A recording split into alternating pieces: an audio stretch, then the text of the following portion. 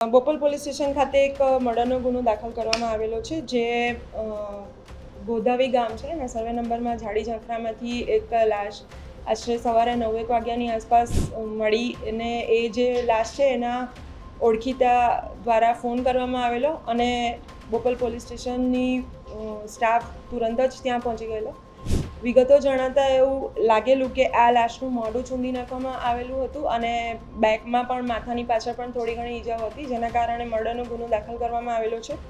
લાશ આઈડેન્ટિફાઈ થતાં એના જે સગા છે એમના વેવાઈ એમણે પણ આ વસ્તુ જાણ કરી છે કે આ જે છે મરણ જનાર એ દીપકભાઈ દશરથભાઈ પટેલ છે, જે સરખેજ ખાતે પણ એમનું ઘર છે અને હેબતપુર ખાતે એમનું ઘર એક બંગલો છે, એમાં એ રહેતા હતા. એમના દીકરો અને દીકરી યુએસ ખાતે રહે છે, તેથી કેટલોક સમય તે યુએસ ખાતે પણ રહેતા હતા અને આશરે 2-2.5 મહિના પહેલાં જ એ અહીં આવેલા હતા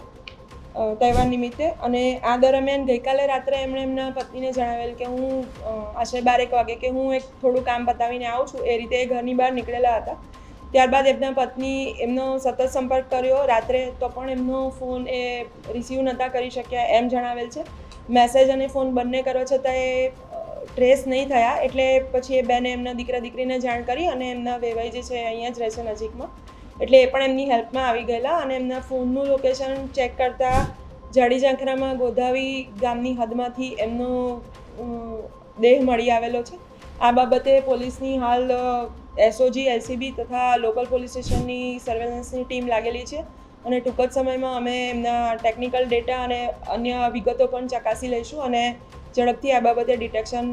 અમદાવાદ ગ્રામ્ય પોલીસ કરી લેશે. હાલ ઉંમરવાળા છે, થોડી રિટાયર્ડ ટાઈપની લાઈફ હતી એમની, પરંતુ નાના મોટા જમીનના જે સોદા હોય કે લેવેચની કામગીરી હોય તેમાં તેઓ રસ રાખતા હતા, એટલે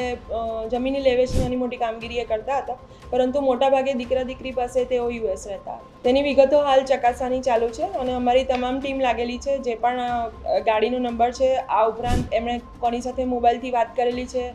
એમના સીડીઆર્સ, એમના રાતના લોકેશન્સ, એમની કોઈ ઇન્ટરનેટ યુઝેજ વગેરે માહિતીના આધારે ડિટેક્શનની પ્રક્રિયા હાલ ચાલુ છે.